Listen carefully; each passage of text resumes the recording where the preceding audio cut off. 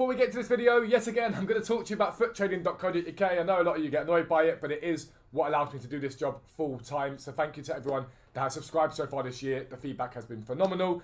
But FUTTRADING.co.uk is a website that was launched by myself and Dan, aka V273, over on Twitch, whereby you guys learn how to trade and get given buying and selling prices for so many cards. We're talking thousands of cards on the market.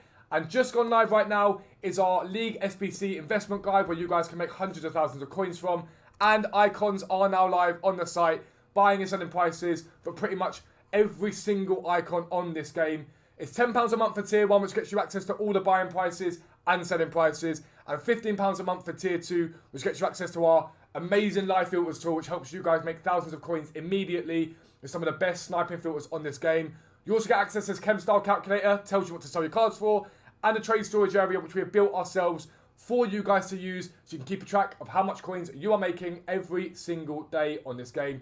Make sure you check out FUTTRADING.co.uk, but for now, let's get into the video. Yo, what is up guys? Welcome back to a new video with me, Fuzzball40. As always, if you're new around here, please do consider subscribing down below. Make sure you turn on your notifications so you never miss an upload.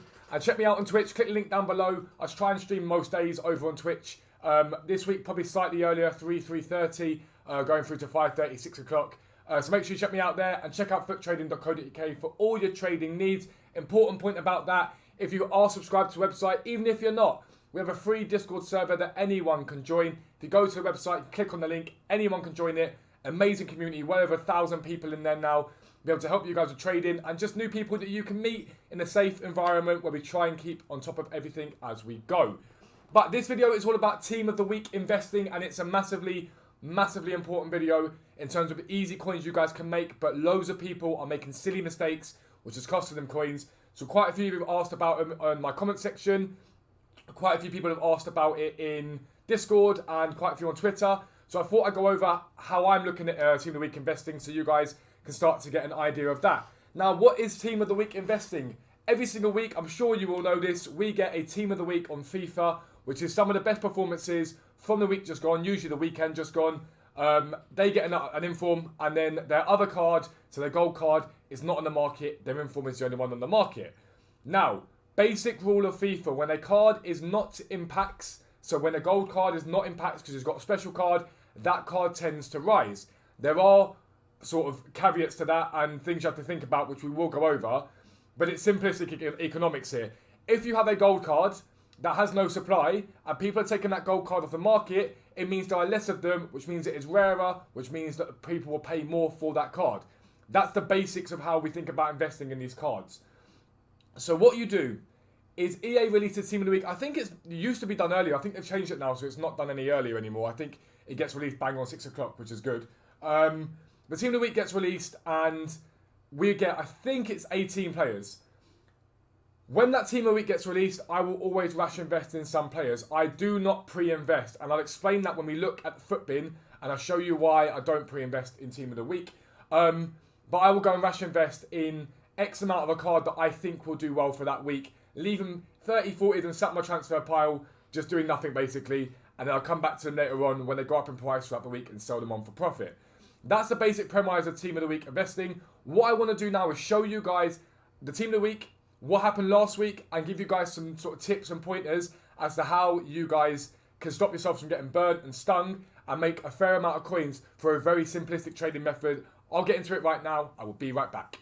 Alright guys, as always, we are back on Footbin, and this is the Team of the Week from last week. We've also had rule breakers at the same time. Hasn't really affected these cards at all.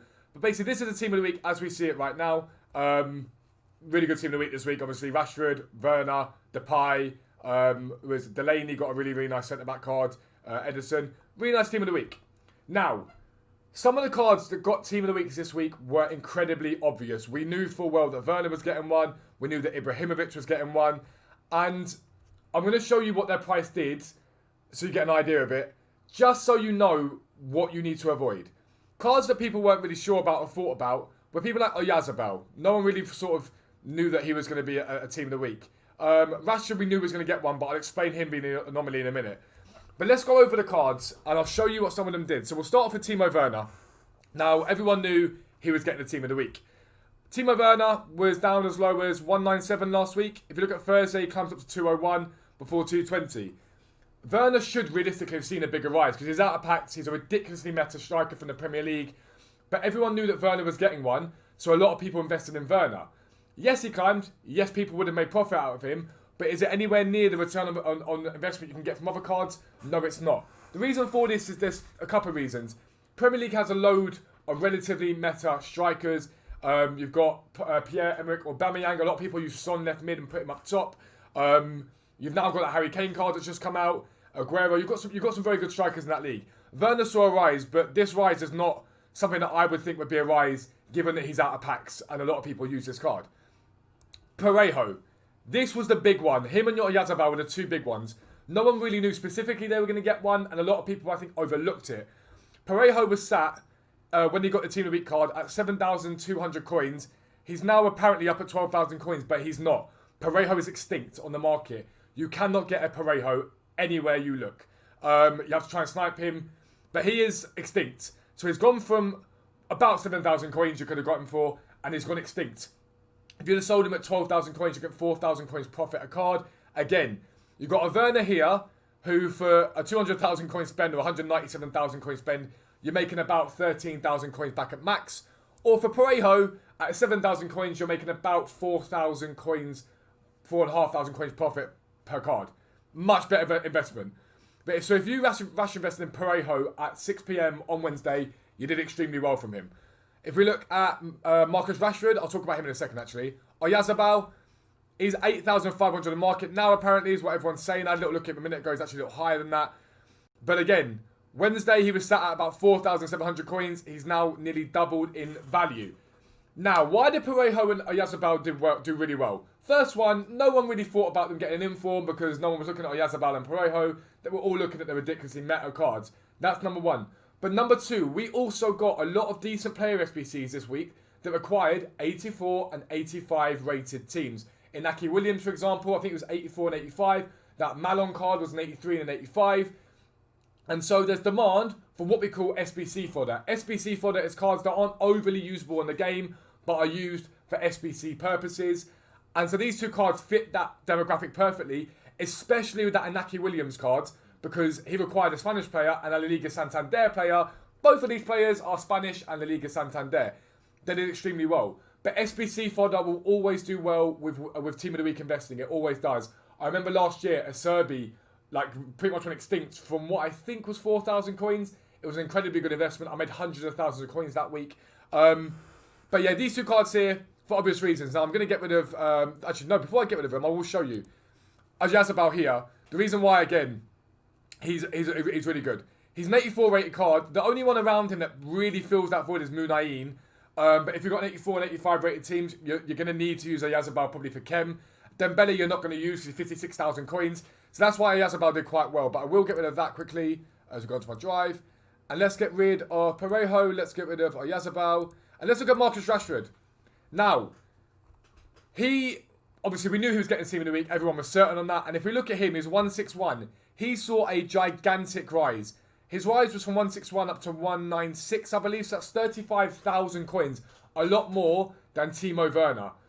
Now, the reason why I look at this and think, okay, cool, he saw such a big rise. Number one, 5-star skill moves. He's relatively meta in that sense, 4-star weak foot. So that's something I want to look at when I look at Team of the Week. So go, okay, cool. How meta is this card? Skill moves this year seem to be very important. So Marcus Rashford is definitely one of those cards. I'm like, he's going to have a lot of demand. But also, when we look at the Premier League, if you look at all their left wingers in the Premier League, they all are pretty expensive. There aren't too many options outside of that for relatively high-end left mids. You've got Son, who's 158,000 coins. In my opinion, a better card than this Mane card because of his 5-star weak foot. Sterling's 100,000 coins. Those are your three major options for elite tier left mids in that league. You've got Bergwijn and Zaha, but both of those, in my opinion, just don't cut the mustard when it comes to elite tier players. And so Rashford's one of those cards that when he comes off the market, he's going to see a massive rise. But I think for me, the 5-star skills are a massive thing. But also, we got a Harry Kane rule breaker card, which is utterly incredible. An insanely good card. Rashford linked into him very well. So we saw a massive rise in Rashford, partly because people were linking him into Kane for their weekend league teams. Obviously, the Inform as well did very well because people linked him into Kane for their weekend league teams. But sometimes it's just about looking at... We knew rule breakers was coming. We didn't really know much about what it was going to entail. Sometimes there is a degree of luck here. If you buy into a player that happens to link to the best player in that team, then GG's, you've done well. But it's a mixture of those things for me. His skill moves, Premier League, Harry Kane, saw him bang. But we need to be mindful of, when we look at Team of the Week, and we look at Team of the Week investing, it's vitally important you do not get stung by investing into cards that everyone knew was getting a Team of the Week. So there's 3 cards here that were in pretty much every single Team of the Week prediction, and I want to show you how they did.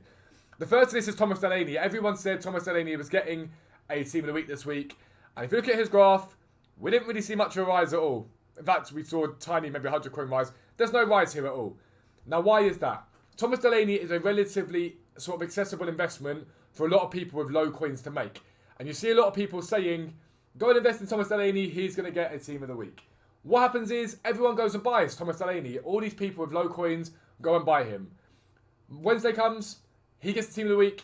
Thursday, Friday, everyone is listing these cards because he's got massive supply of him on the market. It keeps the price down. There's too much supply, not enough demand for him, and he does not rise in the way he should do. Alessandro Florenzi, everyone knew who was getting the Team of the Week, so he's at 1.9 on the Wednesday. He drops dramatically into Thursday, and then doesn't really recover to anything specific. There's nothing great there at all in terms of what he does. Again, over-investing in that is what that is. Zlatan Ibrahimovic, everyone said they knew he was getting one. So we get to Wednesday the 21st, and he actually just drops. Because again, people over-invested, listed him up, and it kept his price down. These are the investments that I tend to avoid. These very cheap guys here, I don't like. I like the mid-tier and the high-tier investments. I think they do better. So what's my advice to you? If you are sat on low coins, I wouldn't look at Team of the Week investing too much. I think you should be looking at quick flips and how to make coins in that way. If you're mid-tier, when the Team of the Week gets released, I would be looking at cards like Oyarzabal, Parejo. They're the ones that I'd be most interested in for my money. Just want to look at Amavi quickly and see what he did. Because I haven't really seen this, but he is a left mid, left back from La Liga Santander. So he's spiked like mad for both leagues. Let me have a look at PS4 as well, for both consoles. Let's have a look at PS. So he's not quite done what he did in Xbox, which is where he's really high. I'm confused on what that anomaly is, but it is what it is. So Tuesday here, Wednesday he's there, and he's done really well. Again, a wide marker one, so sort of one curveball from EA. He goes in there, he does a lot better. They're the ones that I'd be looking at.